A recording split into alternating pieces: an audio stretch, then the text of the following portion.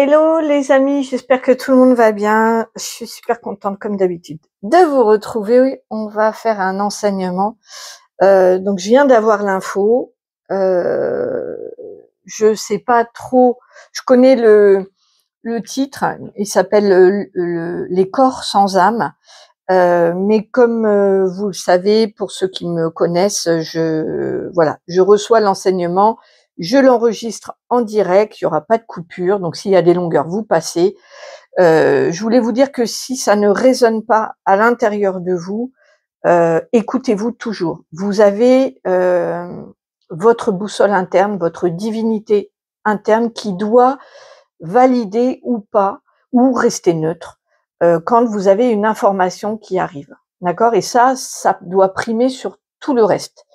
Parce que je suis incarnée, je suis comme vous, humaine avec un ego, un corps, mes filtres, et je n'ai pas la vérité absolue. Moi, je partage les enseignements que je reçois, mais il faut que ça vibre à l'intérieur de vous, ou qu'il y ait une émotion, quelque chose qui vous dit oui, ça, même si par exemple ça peut paraître un peu trop perché, s'il n'y a pas de conflit à l'intérieur de vous, c'est que ça doit mûrir.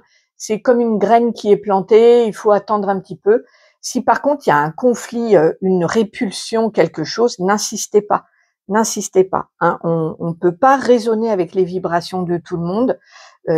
Moi, je suis incarnée comme vous, je reçois des enseignements que je partage, mais en aucun cas c'est la vérité absolue, je détiens, non, c'est un partage qui doit soit raisonner, soit ne pas raisonner, ou voilà, mais écoutez-vous. Voilà, vous savez mieux que n'importe qui ce qui est bon pour vous, à faire rentrer dans vos oreilles, dans votre bouche, tout, chez vous, voilà, vous avez votre boussole qui est là pour vous, vos guides qui sont là pour vous. Il faut absolument les écouter. Voilà, ça c'était ma parenthèse. Maintenant, je me branche avec Sa Majesté qui m'envoie des informations concernant les corps sans âme.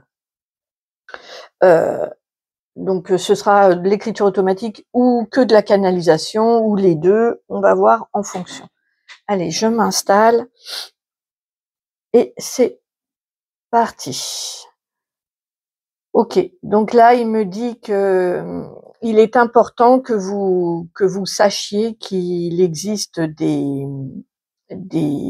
êtres humains. On ne peut pas appeler ça des êtres, d'ailleurs, il me dit des corps humains incarnés, des corps qui vivent, qui sont animés d'une énergie de l'ombre. Donc lui, il dit que c'est des corps sans âme. En fait, toute créature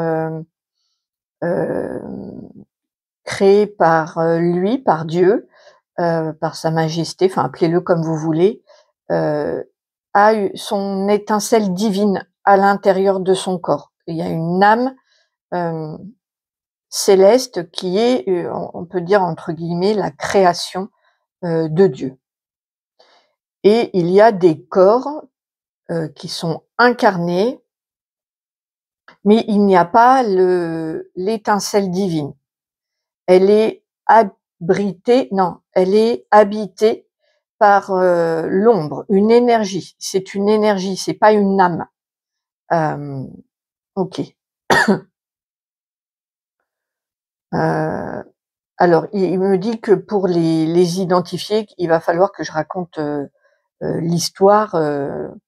J'ai rencontré un corps sans âme, et comment je l'ai vu, comment j'ai su que c'était un corps sans âme, je vais vous expliquer. Donc j'étais il y a à peu près 3 ans de cela, en région parisienne. Je me gare à côté donc de chez moi, dans un parking ouvert, mais assez grand, avec des comment que ça s'appelle, des sorties qui sont quand même assez éloignées. Donc je me gare, je sors de ma voiture Et c'était en pleine journée, il y avait personne sur le parking, j'étais donc toute seule. Je trouvais ça déjà un peu étrange d'être, c'est quand même en région parisienne, en pleine journée. Je trouvais ça un peu étrange de pas voir une seule personne, mais bon, voilà. Donc je marche vers, la sortie qui est, à l'opposé, parce qu'il y avait beaucoup de voitures de garées, qui est donc à l'opposé du parking. Donc il y a quand même une certaine distance, à faire. On va dire qu'il y a quand même, 200, ouais, 200 mètres, un peu plus, 300, ouais, 200 mètres, on va dire 200 mètres. Et donc j'avance, et là j'entends une personne qui vient donc par cette, de cette, sortie, et qui fait aussi entrée en fait pour les piétons, sur le parking. Hem et j'entends la personne, donc assez de loin, très, très agitée, qui semble être, au téléphone avec des écouteurs, mais très, survoltée, très agitée même dans son corps, elle faisait comme des bonds comme ça, très, très en colère. Il y avait une colère, une fureur pas possible, et je me suis tout de suite sentie,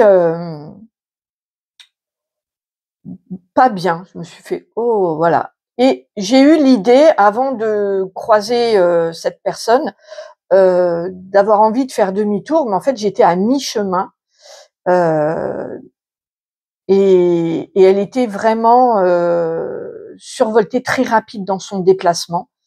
Bon, rapidement, elle me voit, et moi, j'ai l'instinct de pas regarder, de pas vouloir croiser son regard.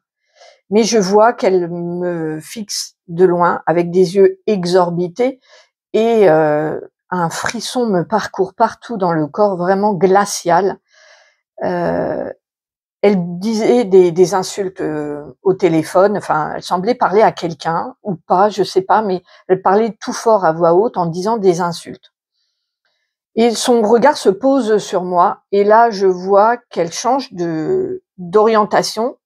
Elle se dirige, elle se tourne vers moi pour aller, et elle fonce droit sur moi. Heu et en étant, vraiment, en disant des insanités, avec des grands gestes et très rapide dans ses déplacements, presque en sautillant comme ça. Vraiment, je me suis dit: «Bon là, je pense que mon heure est arrivée». En tout cas, c'est la pensée que j'ai eue, et tout de suite, j'ai demandé à mes guides d'intervenir. J'ai dit: «J'ai besoin d'aide, je peux pas partir». Moi, je longeais le mur. Et de toute façon, c'était une personne qui était jeune et qui était je sentais très rapide. Heu, je pouvais ni courir, je voyais que là, c'était compliqué pour moi, et donc je demande à l'aide. J'ai dit: «Là, il faut m'aider, il y a un problème, il faut m'aider». Et j'ai vu d'un seul coup, donc elle allait donc se diriger sur moi, et elle était quoi, à 2 mètres de moi. Elle s'est figée, elle s'est arrêtée net. J'ai encore beaucoup d'émotions parce que c'était tellement incroyable. Elle s'est arrêtée net. Elle a arrêté de parler. Ses yeux se sont fixés, comme s'il y avait plus personne.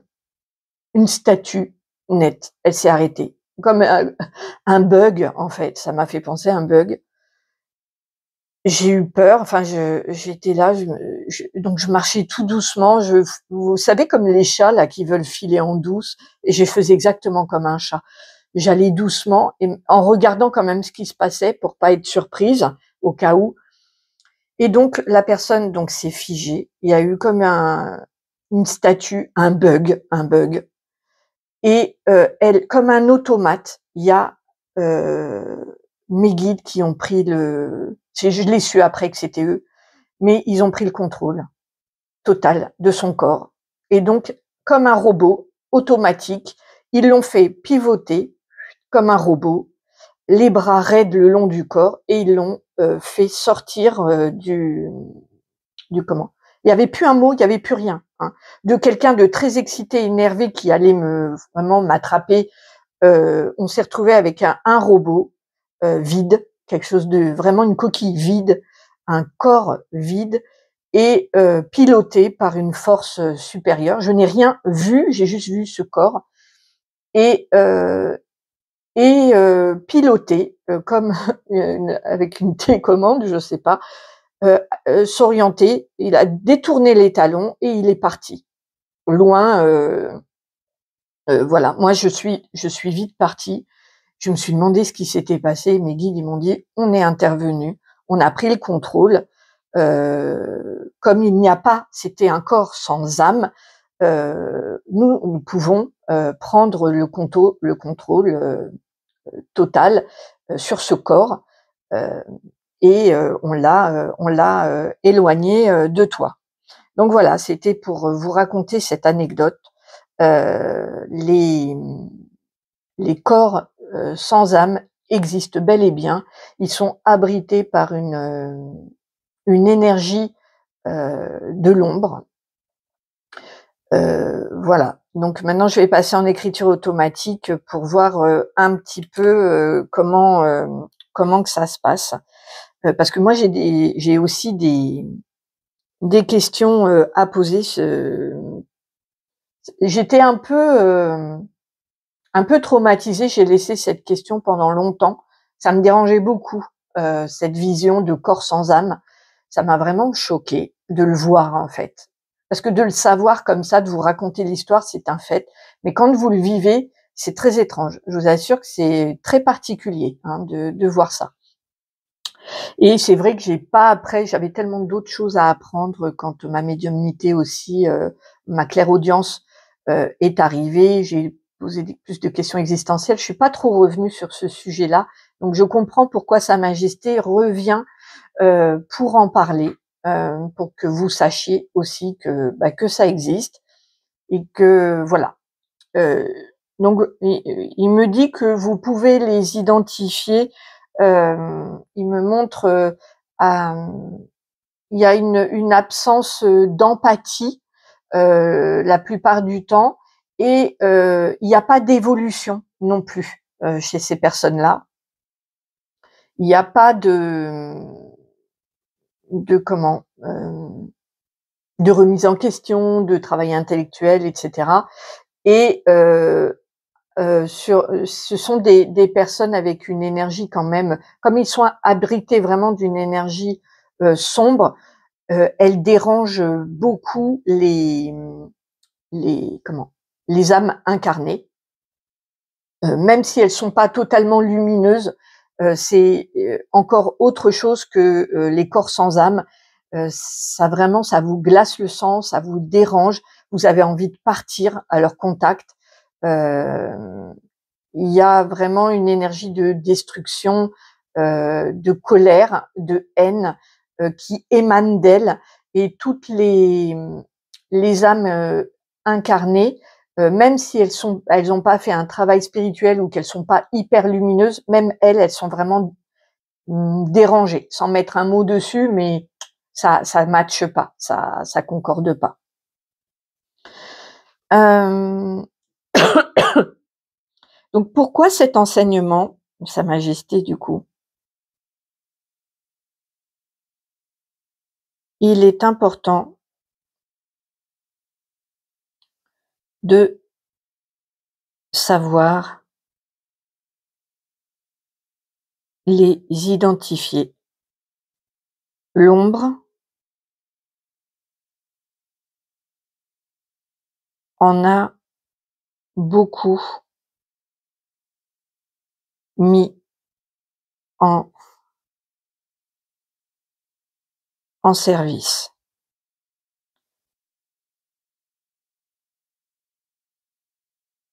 Les jours sombres seront envahis de corps sans âme. Ah, il me dit que, puisqu'on va, vers, quand même une destruction de la réalité qu'on vit pour le moment, pour aller vers du mieux et reconstruire, un monde beaucoup plus, harmonieux, lumineux et dans l'amour. l'ombre a mis beaucoup en service, utilise beaucoup de corps. Euh, Enfin, on va en voir de plus en plus pendant un certain moment. En fait, c'est ça. Et il est important de pouvoir les identifier, les reconnaître pour pas rester dans leurs énergies et aussi pour vous protéger. Moi, j'ai une question qui me vient, Sa Majesté. Est-ce qu'il est possible de mettre une étincelle divine à l'intérieur de ces corps qui sont du coup sans âme? Donc, si on mettait une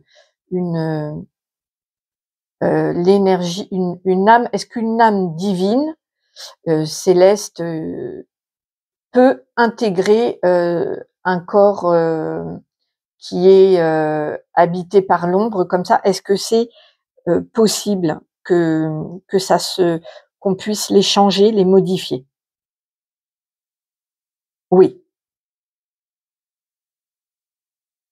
il y a des âmes qui ont demandé à incarner des corps sans âme, comme les walking. D'accord, OK. Donc il peut y avoir des corps qui restent sans âme jusqu'à ce que le corps, physique meure. Oui, et il y a des corps actuellement sans âme qui auront une âme divine au cours de leur incarnation. Oui,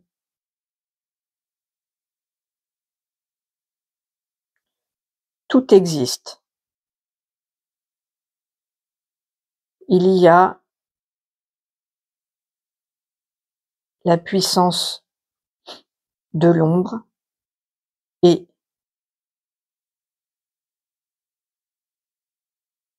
la puissance divine. OK.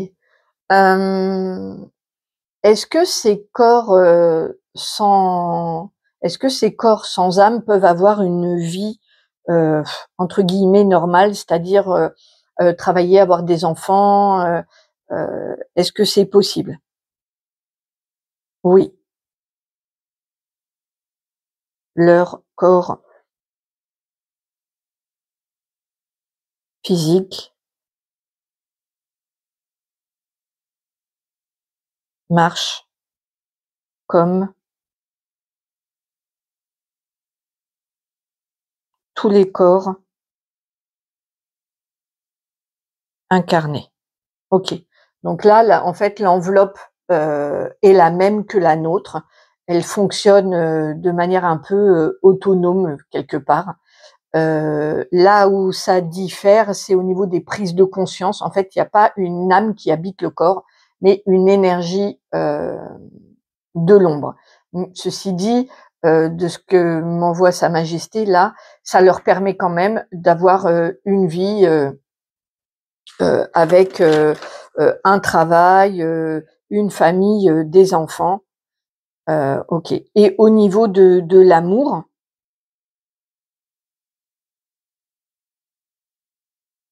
il n'y en a pas.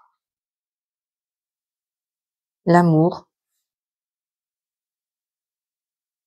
est divin. Donc il y a zéro amour. Oui, zéro. OK. Est-ce que du coup, on peut rapprocher, les les personnes qui, je sais pas moi, on va peut-être parler des tueurs en série, des choses comme ça? Est-ce que oui, ceux-ci sont des corps de l'ombre, mais pas tous. il y a aussi des âmes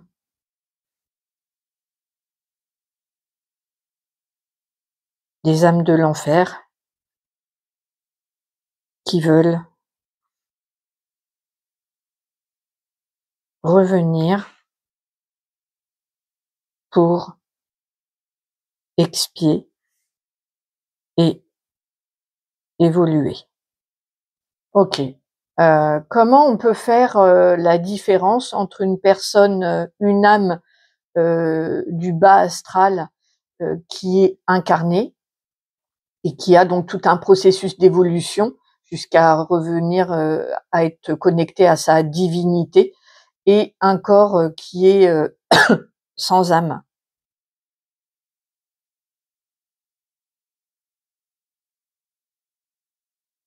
La différence réside dans l'amour.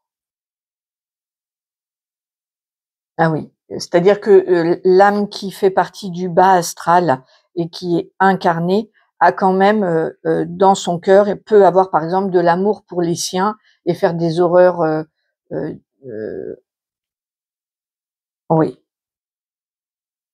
voilà, d'accord. Donc, la différence, c'est qu'effectivement toute, créature qui toute créature, toute âme créée par Dieu a, ne serait-ce une infime partie d'amour en elle. Oui, forcément. D'accord. Mais ça peut être infime. Oui, très infime par rapport à son évolution. OK. Alors que si j'ai bien compris, le corps qui est sans âme n'évolue pas du tout et il y a pas d'amour du tout. Oui,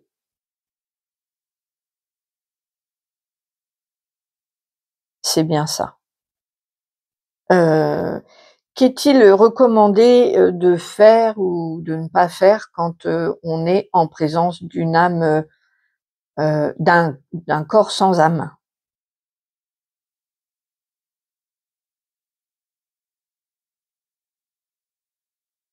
Il est recommandé de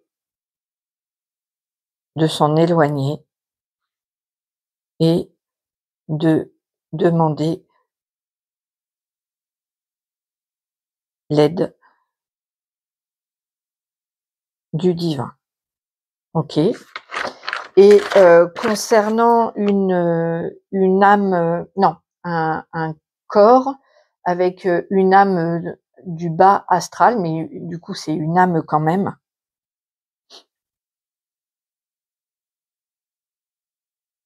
Il est recommandé d'envoyer de l'amour et de la lumière, telle une graine à faire pousser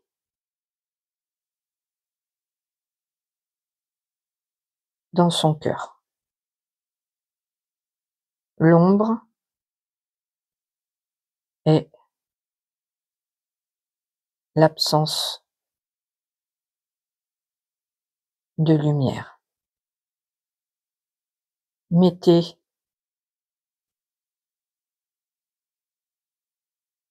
de la lumière et l'ombre partira.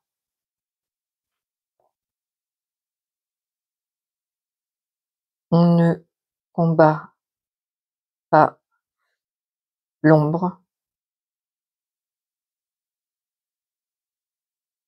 avec l'ombre. On ne fait que l'alimenter. On combat l'ombre par la lumière, on combat la peur par l'amour. Ouais, il me montre que c'est pour ça que les guerres ne trouvent pas d'issue. C'est parce qu'il y a voilà, il y a un camp qui répond de la même manière que l'autre et du coup ça ne fait qu'alimenter. OK, donc pour les c'est du coup pas simple pour nous d'identifier les âmes, les âmes du bas astral et les corps sans âme. Comme ça au premier abord, oui. Dans le doute, éloignez-vous et envoyez de l'amour. Ah oui, il me dit que de toute façon pour, hem, que dans un cas ou dans l'autre, finalement, ça a pas trop d'importance d'identifier exactement si c'est une âme du bas astral ou un corps sans âme, parce que le fait de vous éloigner, vous vous protégez et le fait d'envoyer de l'amour, de toute façon, ça aidera l'âme dans le bas astral et ça ne fera absolument rien du tout sur le corps qui est sans âme. Donc, éloignement, distance et amour et lumière, et demander du soutien, à vos guides et au divin. Est-ce que j'ai bien transmis? Oui,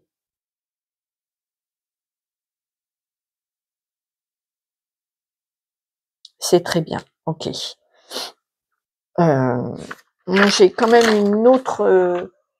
j'ai une autre question. Heu, est-ce que, un bébé qui naît, heu, donc il peut naître sans âme? Oui, OK. Est-ce que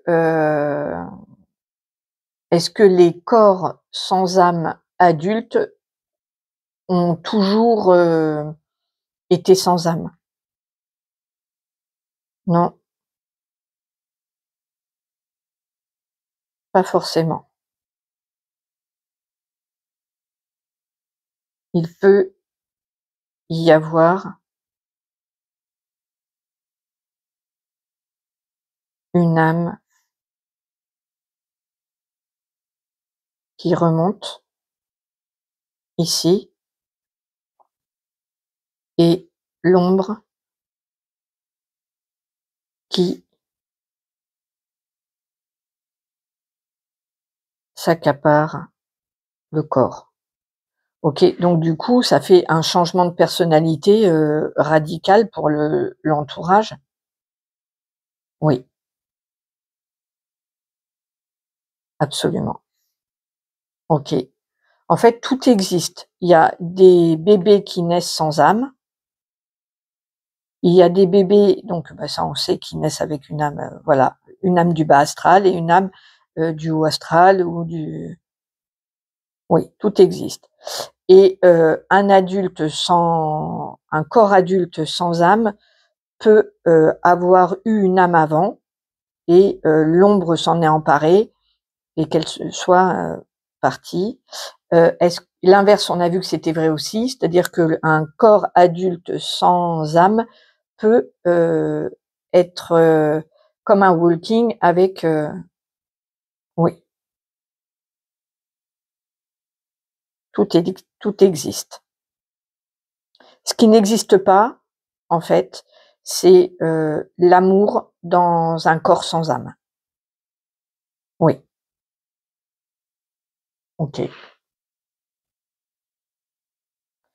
OK, j'attends de voir un petit peu si j'ai d'autres questions qui viennent. Hem,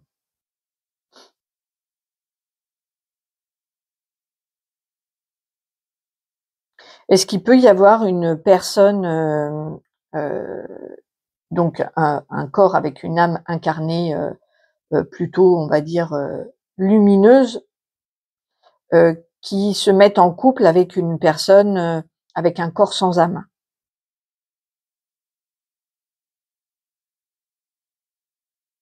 C'est une expérience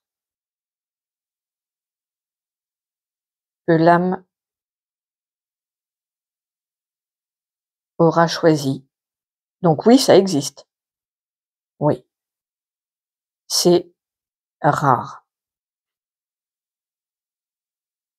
C'est une expérience très douloureuse et difficile à supporter. Nous l'acceptons que rarement. OK. Eh ben, je crois que j'ai fait le tour de mes questions. Si vous en avez, je pense que Sa Majesté, pourra y répondre. Oui, bien sûr. En tout cas, merci beaucoup Sa Majesté d'être venue, nous enseigner tout ça. Si d'autres questions, viennent, n'hésitez pas à mettre, dans les commentaires et il viendra, certainement y répondre ou on fera, un autre enseignement si jamais il y a beaucoup, beaucoup de questions, on verra. Voilà les amis, je vais me remettre un petit peu parce que là, le fait de replonger dans mon histoire, ça m'a un peu, remonté des souvenirs, pas super, agréables, mais avec beaucoup plus de clarté et de compréhension en tout cas. Je vous embrasse très, très fort. N'hésitez pas, à communiquer avec moi dans les commentaires. Si vous avez besoin d'une guidance privée, mon mail est en barre d'infos. J'embrasse tout particulièrement les membres qui soutiennent mon travail au quotidien. Je leur fais des gros bisous. Je vous embrasse tous très fort. Merci à tous d'être là et surtout, prenez soin de vous.